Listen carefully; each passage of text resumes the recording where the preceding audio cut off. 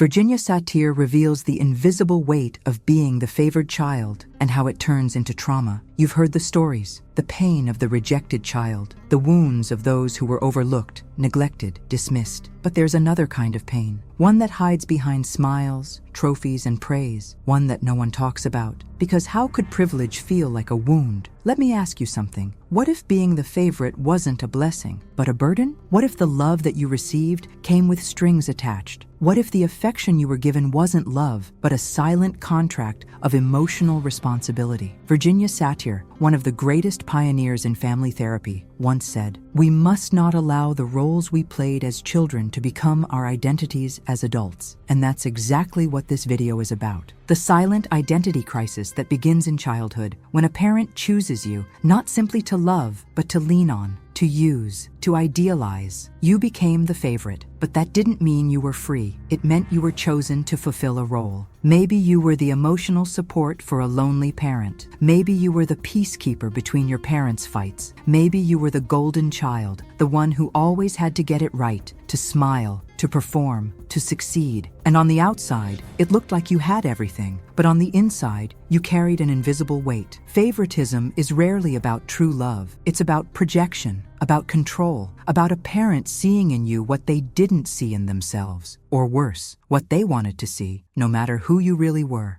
And that kind of love isn't really love at all. It's a role, a mask, a performance. Maybe you were praised for being so mature for your age. But no one asked why you had to grow up so fast. Maybe they said you were the strong one, but no one asked who taught you to hide your feelings. Maybe they said you were the one we can always count on, but no one asked what that responsibility did to your heart. Being the favorite often means becoming the extension of someone else's unmet needs, and that changes you. It wires you for performance, for approval, for pleasing others at the expense of yourself. And here's the part no one talks about. Being the favorite can be just as traumatic as being rejected, because both deny you the right to just be. You weren't allowed to fail. You weren't allowed to say no. You weren't allowed to be average. You were only allowed to exist if you were exceptional. And if you tried to step out of that role, the love disappeared. The praise turned to silence. The attention turned to disappointment. And suddenly, the child who once felt special now felt disposable. This is the trauma we're going to talk about today. Not the trauma that screams, but the one that whispers. The one that says, "Don't mess this up. Don't let them down. Don't be anything less than perfect." Because your worth was never based on who you are. It was based on what you gave. Virginia Satir taught that families unconsciously assign roles to survive dysfunction. The hero, the scapegoat, the lost child, the mascot, and yes, the golden child. But none of these roles represent the real person. They are survival strategies, adaptations to get love, or at least proximity to it. If you were the favorite, it doesn't mean you were loved more. It means you were used more, shaped more, expected to hold more than a child should ever have to. And now, as an adult, you may not understand why you feel so tired, why you feel guilty when you rest, why you panic at the thought of disappointing someone, why you still seek validation, sometimes from people who harm you. Maybe you're still carrying that invisible contract, the one that says, if I'm not amazing, I'm nothing. If I'm not useful, I'll be abandoned. If I'm not perfect, I'm unlovable. But what if that contract was never real? What if the love you received as a child wasn't love at all, but dependency in disguise? What if your golden status came at the cost of your own voice? This is not about blaming parents. It's about naming what happened, because what remains unnamed continues to control us. And today, we're going to name it. We're going to explore what it means to be the favorite and how that role can become a hidden trauma. We're going to talk about the loneliness, the guilt, the anxiety that no one sees. Because on the outside, you had everything, but inside, you were carrying the family's emotional weight. And maybe, just maybe, you're still carrying it, but you don't have to. You were not born to perform. You were not born to carry others. You were not born to be perfect. You were born to be whole, to be seen, to be loved, not for what you do, but for who you are. So if you've ever felt like the love you received came with a price, if you've ever wondered why you feel so responsible, so afraid to fail, so desperate to be enough, this video is for you. You are not alone. And this story, your story, deserves to be heard. Let's begin. Favoritism as an emotional trap. Let's talk about what favoritism really is. Because on the surface, it looks like love. It looks like warmth, pride, affection. But when you look deeper, especially through the lens of Virginia Satir's work, you begin to see the truth. Favoritism isn't always affection. Sometimes it's emotional manipulation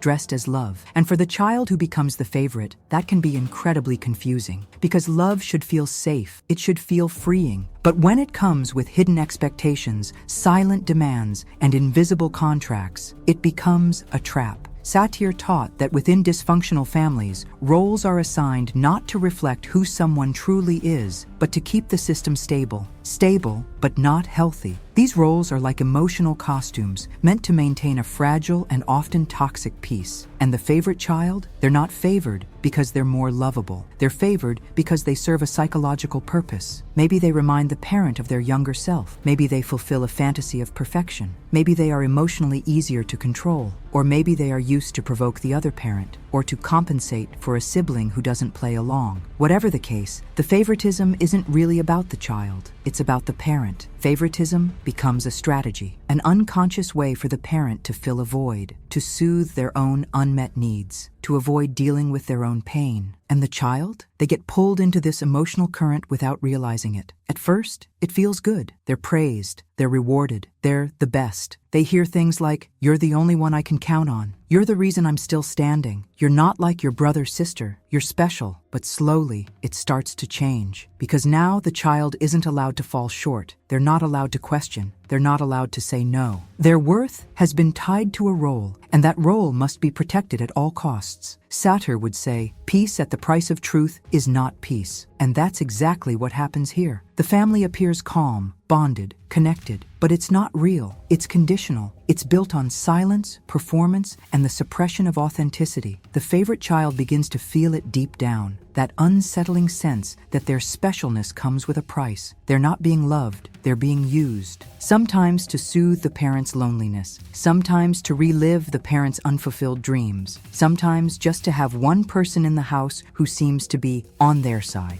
But all of it is a burden, because the favorite child isn't being seen for who they are. They're being seen for who the parent needs them to be. They are the balm to someone else's emotional wounds, the distraction from the chaos, the trophy of the family dynamic. And that's not love, that's emotional enmeshment. It's when the parent cannot separate their own identity and feelings from the child's. It's when love gets tangled up with control. It's when loyalty replaces freedom. The child can't breathe, they can't make mistakes, they can't say, "I'm tired," or "I'm not okay," or "I don't want to be this for you anymore," because they know, on some level, that the love they receive is conditional, that if they step outside of the role, the connection might break. And so they stay, they perform, they smile, they try to be enough, but inside, they're suffocating. Virginia Satir warned us that families often function on unspoken rules, and one of the most damaging is this: don't disrupt the system, don't speak up, don't challenge the role you were given, don't stop being useful. So what do you do when the very thing that gave you love is the same thing that's now breaking your spirit? You begin to realize the role was never yours, the love was never free, and the safety was never real. Favoritism is not a prize, it's not protection, it's a cage made of gold. And just because it's shiny doesn't mean it's not a prison. Because deep down, the child knows they weren't chosen out of pure love. They were chosen because they were convenient. And being convenient is not the same as being loved. That is the emotional trap of favoritism. It binds you with affection, only to control you with guilt. It lifts you up, only to keep you from walking away. And perhaps the most painful part? You may grow up believing that you were lucky, that you were the chosen one, that you were spared. But the truth? You were recruited. You were enlisted into a role that robbed you of authenticity, of rest, of freedom, of the right to just be. And now, as an adult, you may still feel the echoes of that trap. In your relationships, in your anxiety, in your inability to say no, in your exhaustion from always trying to be enough. But here's the beginning of freedom: to name it, to say, I was the favorite, and it hurt me too. To understand that the mask you wore was never you, and that it's not your job to keep the peace that broke you. Favoritism isn't love, it's a script, and you have permission to stop acting. You are allowed to step off the stage. You are allowed to stop performing. You are allowed to start healing. A childhood marked by the pressure to be perfect. There's something invisible that happens to the favorite child, something almost no one notices. It begins early, quietly, and with the best of intentions. It sounds like compliments. It looks like trust. But over time, it becomes a prison. The favorite child is expected to be many things. The good one, the responsible one, the example. They are told they are mature, wise, dependable. They are celebrated for being different, better than the others. But what no one sees is what they lose in return: their freedom, their playfulness, their right to just be a child. Virginia Satir taught that roles in dysfunctional families are not chosen, they are assigned. And the perfect child role is one of the most damaging of all, because when love is tied to performance, the child stops exploring, stops expressing, stops feeling free to make mistakes. They begin to believe, if I disappoint them, I lose their love. If I fail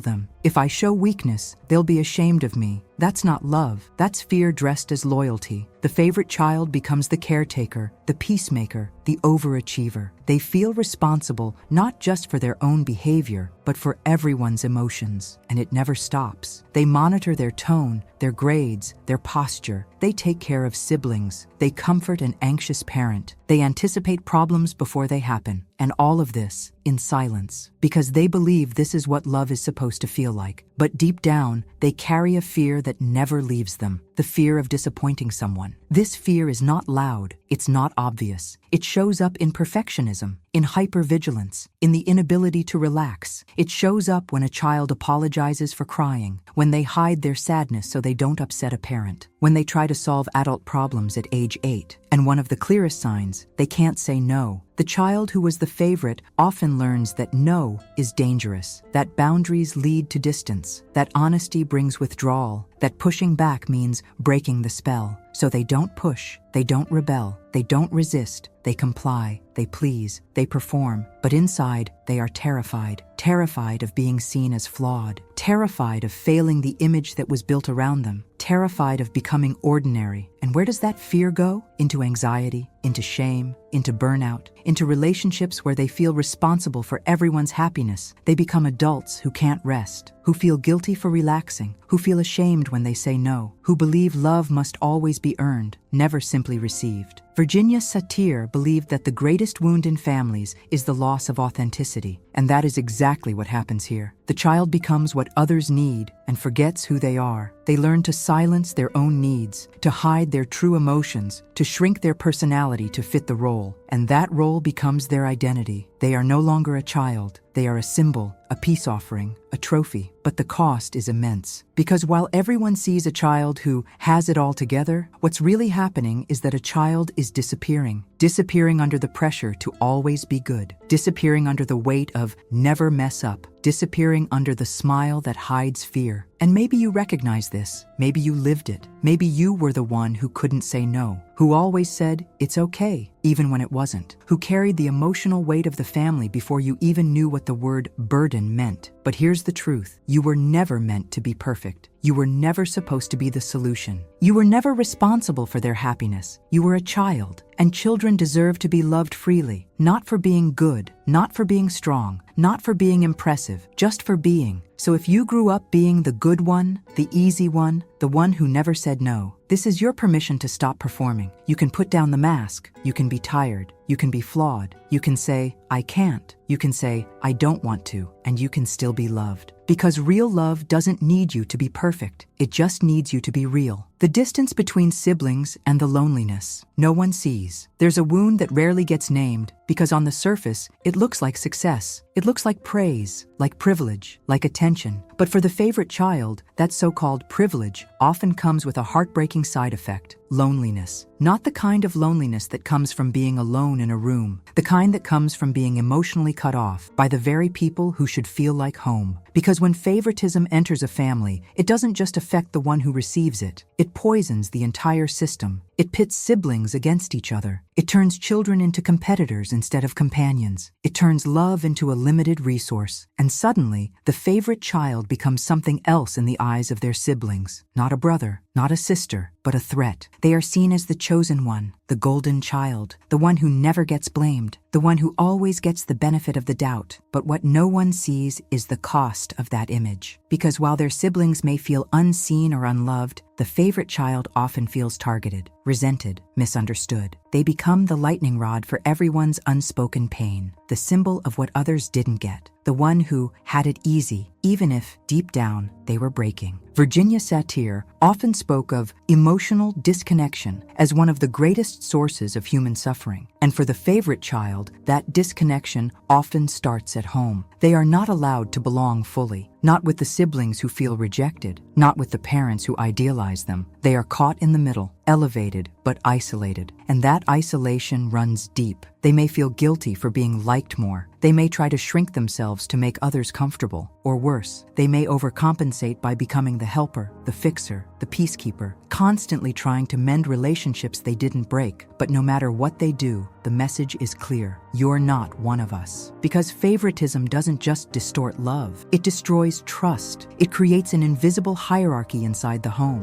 where love is measured, where loyalty is tested, where the favorite is always on thin ice, too loved by the parents, too disliked by the siblings. And that can be devastating. Imagine being a child, standing in the middle of a living room, surrounded by people who all know you, but none of whom truly feel safe, because one side wants something from you, and the other side resents you for what they think you've taken. There are no allies, no refuge, only performance and pressure and silence. This is how emotional loneliness is born, not from being alone, but from being surrounded and still feeling unseen. The favorite child often grows up hearing, "You were spoiled, you were the lucky one, you never had to fight for anything." But what they often want to say is, "I would have traded it all just to be included, just to be loved without resentment, just to laugh with my siblings without tension, just to feel like I wasn't the cause of someone else's pain." But in dysfunctional families, feelings are rarely spoken. Pain becomes passive-aggressive, love becomes conditional, and connection becomes dangerous. So the favorite child withdraws. They become careful, guarded, quiet, because being fully themselves only seems to invite more anger, more blame, more distance. And over time, they start to believe that maybe they really are the problem. They internalize the resentment of others. They carry guilt that was never theirs to carry. And they learn to survive by keeping people at a distance, because closeness has always meant conflict. This is the wound no one sees, not even the child themselves, until they grow up and wonder, why do I feel lonely in every room? Why do I sabotage closeness? Why do I feel guilty when good things happen to me? Maybe it's because they were never taught that love can coexist with equality. They only knew love that came with comparison, competition, and quiet exile. Virginia Satir believed that healing starts with recognition, with telling the truth about what happened, not to blame, but to understand. And here is the truth. If you were the favorite child and you felt alone, you were not imagining it. If you were excluded by your siblings despite trying to connect, you were not doing anything wrong. If you carry guilt for receiving love, others didn't. That guilt doesn't belong to you. Favoritism created a system where everyone lost. So today, if you feel that lingering loneliness, that ache for connection that never quite arrived, that deep, unspoken longing to just be accepted by your own family, you are not broken. You are not selfish. You are not ungrateful. You are human. A child who was given a role, not a choice. A soul who longed for connection and received comparison instead. But the story doesn't end there. You can name the distance. You can grieve the closeness you never had. And you can begin, slowly, gently, to build real connection based on truth, not roles. Because you deserve to belong. Not because you were chosen, but because you exist. The silent guilt of the child who got more. As the years pass and childhood becomes memory, the story doesn't just fade, it transforms. It shows up in the way we love, in the way we parent, in the way we carry weight that no one else can see. For the child who was once the favorite, adulthood often brings a new kind of pain, guilt. Not the kind that comes from something they did wrong, but the guilt of having had more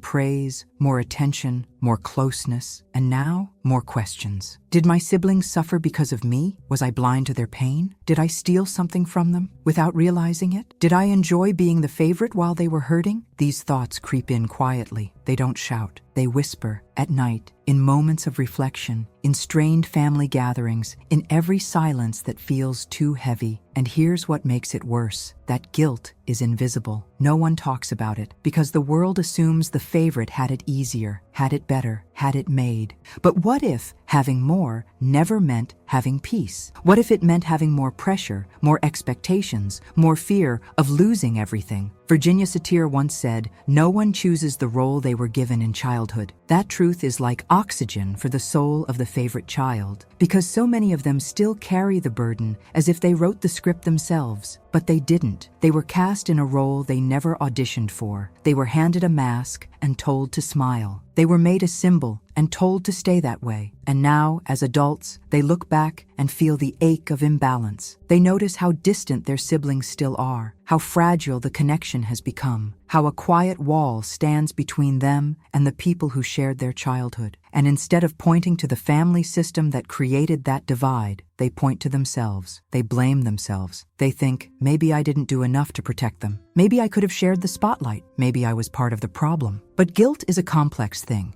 And when it comes from favoritism, it's built on false responsibility. The truth, you didn't create the system. You were a child inside of it. You didn't choose to be preferred. You didn't ask for it, and you certainly didn't deserve the fallout that came with it. What you experienced was not privilege, it was performance. You played a role that made you look like the lucky one, but feel like the lonely one. And now, the guilt you carry was never yours to begin with, because children aren't supposed to manage fairness. They're not responsible for balance. They're not meant to carry the emotional debts of their parents or the pain of their siblings. They're meant to play, to rest, to explore, to be. But when favoritism takes over, it steals that innocence. And in its place, it leaves a seed, one that grows into shame. Shame for surviving, shame for receiving, shame for not knowing how to fix what never should have been broken. Maybe your siblings still hold resentment. Maybe they've never told you what it felt like. Maybe they cut you off, and you've spent years trying to make sense of it. But here's something to remember. The guilt doesn't belong to you. It belongs to the system, to the patterns, to the unspoken dysfunction that shaped the roles before you ever had a say. You were not the author. You were a child. And now, you're an adult trying to make peace with a story that wasn't fair to anyone. So what do you do with this guilt? You name it, you speak it, you feel it, and then you set it down. You remind yourself, I did not choose the favoritism. I did not choose to be put on a pedestal. I did not want to be used as a tool for someone else's unmet needs. You recognize that healing does not come from punishing yourself. It comes from seeing yourself clearly, not as the one who got more, but as the one who got something different, something confusing, something that looked like love, but never really felt like freedom. And from that place of clarity, you can begin to rebuild. Rebuild your relationship with yourself, with your siblings, if they are willing, with the truth of what happened, because you were not the villain. You were not the cause. You were a child with too much placed on your shoulders and not enough space to be real. That guilt, it ends here, because guilt only belongs where there was choice, and you never had one. How favoritism becomes trauma in adult life. You grow up, you move out, you start your own life, but somehow the fear comes with you. That fear of letting someone down, that anxiety when someone pulls away, that need to explain yourself even when you did nothing wrong. What happened in childhood doesn't stay in childhood, especially when what happened was wrapped in the disguise of love. Favoritism doesn't just leave you with memories, it leaves you with patterns, invisible patterns that become part of how you show up in the world. And unless they're named, they become your normal. Let's start with this one. Anxiety for approval. As the favorite child, you learned early that love had conditions. You had to be good, be smart, be calm, be helpful, be impressive. You were rewarded when you were what they needed, and punished through silence, withdrawal, or guilt when you weren't. So you adapted, you studied faces, you anticipated reactions. You became a master at reading the room because your safety depended on it. And now, you still seek approval. You over-explain. You say yes when you mean no. You check your tone 5 times before sending a text, not because you're insecure, but because your nervous system was trained to earn love over and over again. Then there's the fear of rejection in relationships. You might enter partnerships where you overgive, where you silence your needs, where you shrink yourself to avoid conflict. Why? Because somewhere inside, you still believe, if I stop being what they want, they'll leave. If I don't perform, I'll be replaced. If I disappoint them, the love will disappear. And this fear isn't just emotional, it's physical. It lives in your chest, in your breath, in that wave of panic when someone pulls away or gets quiet. It's the echo of a childhood where love was tied to performance, and mistakes meant disconnection. Now let's talk about the difficulty of standing up for yourself. As a child, you were praised for being agreeable, for being easy, for going with the flow. But being agreeable came at a price. You had to erase parts of yourself to maintain the role. And now, when someone crosses a boundary, you freeze. You don't know how to say stop. You feel guilt for speaking up. You second-guess your right to feel hurt. Why? Because deep down, the message was clear. Good kids don't cause problems. And in your family, being good was the only way to feel safe. Then comes the constant feeling of being in debt. You walk through life with this background noise. I owe them. I should give more. I haven't done enough. You feel guilty for resting, for receiving, for having needs. Because your role from the beginning was to serve others, to make life easier for your parents, to protect them from their own pain. And now you feel uncomfortable when someone gives to you, because giving back is all you've ever known. And finally, perhaps the deepest wound of all, your identity was built around others. You were never taught to ask, what do I want? What do I need? Who am I, separate from what others expect of me? You became what everyone needed. You became the peacekeeper, the hero,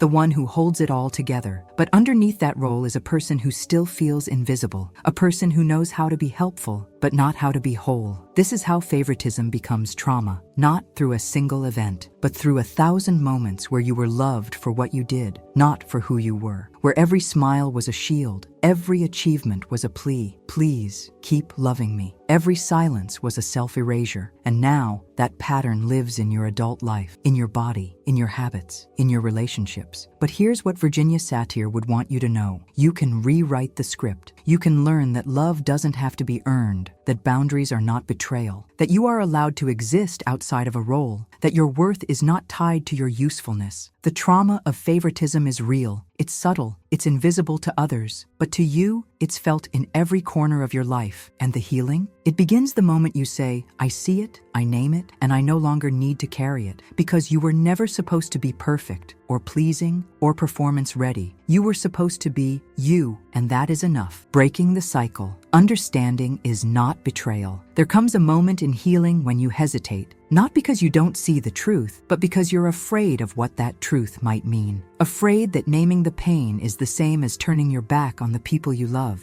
Afraid that recognizing the damage is an act of disloyalty. Afraid that healing might sound like accusation. But here's the truth. Understanding is not betrayal. Saying, this hurt me, is not the same as saying, I hate you. Saying, I needed something different, is not the same as saying, you're a monster. And saying, I was the favorite, and it damaged me too, is not an act of rebellion. It's an act of liberation. Virginia Satir believed that every person is doing the best they can with the tools they have. That includes your parents, your caregivers, your family system. But doing their best does not mean it didn't hurt. You can hold both truths at once. They did what they knew, and it still left wounds. This is not about blaming. This is about naming. Because what remains unnamed remains unhealed. You don't need to turn your parents into villains to face the pain. You don't need to rewrite history with hatred to honor your healing. You only need to tell the truth about how it felt. And the truth might sound like this. I was the favorite, and I was loved for how I made them feel, not for who I was. I was protected, but also used. I was praised, but never asked how I really felt. I was lifted up and emotionally left behind. This is the beginning of emotional differentiation, a concept Satir emphasized in all her work. It's the process of becoming your own person. Separate from your role. Separate from your family's unspoken rules. Separate from the emotional contracts you never agreed to, but lived by anyway. It's saying, I can love my family and still name what hurt me. I can be loyal to my truth without being disloyal to them. I can break the cycle without breaking the connection. Because real connection is built on truth, and real love can withstand honesty. You don't have to carry the guilt of seeing clearly. You don't have to carry the shame of waking up. You were given a role as a child, but now as an adult, you have the power to step out of it. And it begins with this simple, powerful sentence. Yes, I was the favorite, and yes, it hurt me too. Let that truth settle, because until now, maybe you weren't allowed to say it. Maybe you told yourself it was selfish to feel pain, that others had it worse, that you should just be grateful. But comparison is not healing. Silence is not healing. And guilt is not the same as love. Healing begins the moment you stop protecting the myth and start honoring your experience. It begins the moment you look at your reflection and and say, I don't have to keep pretending this didn't shape me. This is how the cycle begins to break. Not with blame, not with anger, but with truth, with the quiet courage to see what really happened, and the even deeper courage to stop repeating it. Because if you don't heal it, you carry it into your relationships, into your parenting, into the way you love, into the way you abandon yourself to stay good. But you are not here to repeat patterns. You are here to rewrite the script. And it starts with this. You are allowed to understand what happened. You are allowed to feel what you feel. You are allowed to say, without shame, I was given too much and not enough at the same time. Because the love that came through favoritism was never about you. It was about your function. And now you have the right to stop functioning and start existing fully, freely, truthfully. Because the moment you name your story, you begin to live beyond it. Paths to healing. What Virginia Satir taught. Healing isn't about forgetting. It's not about pretending it didn't matter. It's not about being over it. Healing is about coming home to yourself, to the version of you that existed before the role, before the praise, before the pressure, before the expectation that you must always be the strong one, the perfect one, the favorite. Virginia Satir believed that every human being is born with innate worth, that beneath the layers of family patterns and roles and silence, there is a core self longing to be seen. And one of the most powerful questions she taught us to ask is this: what did you want to be besides useful? Take a breath. Let that question land. What did you want to be before you learned that being helpful made you lovable? Before you were praised for being the one who held everything together? Before your needs were buried beneath other people's comfort? Did you want to be creative, curious, messy, free? The path to healing begins there, with the courage to reclaim what was lost in the name of love. Satir didn't offer quick fixes. She offered deep truth, and she believed in healing through connection, not just with others, but with your own story. So what does that healing look like? 1. Family systems therapy. This is where many people begin. Working with a therapist who understands that you didn't become this way by accident. You were shaped. Systemic therapy helps you see the invisible loyalties you've carried. It helps you understand that your behaviors, your need to please, to perform, to overfunction, they all had a purpose. But now they're optional. In therapy, you begin to unlearn the roles and reconnect with the self you buried to keep peace. 2. Therapeutic writing. Sometimes, the most powerful voice you need to hear is your own. Writing gives space for what was never said. It allows you to write the words you couldn't speak as a child, letters you never sent, feelings you never named. Try writing to your younger self. I'm sorry you had to carry so much. You didn't deserve to earn love. You deserved to receive it. I see you now, and you don't have to perform anymore. This is not just writing, it's integration. It's how you begin to break the silence with truth. 3. Symbolic rituals of forgiveness. Forgiveness is often misunderstood. It's not about denying the pain. It's not about excusing anyone's behavior. It's about releasing the emotional contract that has kept you bound. Virginia Satir encouraged symbolic acts, rituals that allow the soul to process what logic cannot. Burn a letter you were never allowed to write. Light a candle for the child you were. Stand in front of a mirror and say, you don't have to be perfect to be loved. These rituals don't fix everything, but they mark a turning point, a declaration that the old story no longer controls you. 4. Learning to say, I can be loved without carrying anyone. This is perhaps the most radical shift. To believe that your worth is not measured by what you give. To believe that you can be tired and still be worthy, flawed and still lovable, present, not perfect. This may feel foreign at first, but it is the most beautiful form of healing. Because when you stop tying your value to usefulness, you begin to feel the ground beneath you again. You begin to feel safe inside yourself. You start to trust that love can stay, even when you're not fixing, helping, performing. And that kind of love, that's real. 5. Replacing perfection with presence. Perfection is a shield. Presence is an open hand. When you let go of the need to get it all right, you finally make room to be fully human. You laugh more. You rest without guilt. You cry without shame. You connect more deeply because you're no longer hiding behind who you think you should be. Satir taught that the greatest gift you can give to others is your full, authentic self, and that self is still there. Beneath the masks, beneath the survival, beneath the fear. Healing means returning to that self and choosing every day to honor it. You are not here to keep earning love. You are not here to carry what others never healed. You are not here to be a symbol of someone else's comfort. You are here to live, to feel, to reclaim what was always yours, your voice, your truth, your freedom. Emotional closure. You are not just what was done to you, so now you've seen it. You've walked through the hidden corridors of your story. You've peeled back the layers of praise and perfection and performance and found a quieter truth underneath. You were never just the favorite. You were never just the strong one. You were never just the one who had it easier. You were a child doing your best to survive a system that didn't allow you to just be. And maybe for the first time, you're seeing that the things you were praised for came at the cost of your presence, your peace, your permission to be real. But here's what you need to know now. You don't have to be the pillar anymore. You don't have to hold up the weight of everyone else's emotions. You don't have to keep playing a role just to keep the peace. You don't have to keep proving your worth through usefulness, sacrifice, or perfection. You are not just what was done to you. You are not just the sum of other people's needs. You are not just the mask you wore to be accepted. There is more to you, so much more. And the real you, beneath the image, beneath the pressure, beneath the fear, that real self is not broken. She's not lost. She's waiting to be seen, waiting to be chosen by you this time. Not for how much she gives, not for how well she performs, but for the simple fact that she exists. Because real love does not require the sacrifice of your identity. It doesn't ask you to shrink, to silence, or to earn your place. It welcomes you, mess and all. It invites you to show up with your truth, your imperfections, your humanity. Virginia Satir said it best. Life is not what was done to you. It's what you choose to do with it now. Let that sink in. You were shaped by your past, yes, but you are not defined by it. You are not stuck in it. You are not condemned to repeat it. You get to choose gentleness over guilt, presence over perfection, truth over silence. You get to step out of the role. You get to lay down the burden. You get to rest without shame, to feel without apology, to speak without fear. And if there's grief, let it come. If there's anger, let it be named. If there's sadness, don't run from it. Because healing is not about fixing yourself. It's about finally telling the truth to the parts of you that were never allowed to speak. So ask yourself now, what do I want beyond being useful? What does love look like when I'm not afraid of losing it? Who am I when I'm no longer performing? This is the beginning. This is the invitation to come back home to yourself, to offer yourself the love that never had conditions, to see yourself with the tenderness you once gave to everyone else, to believe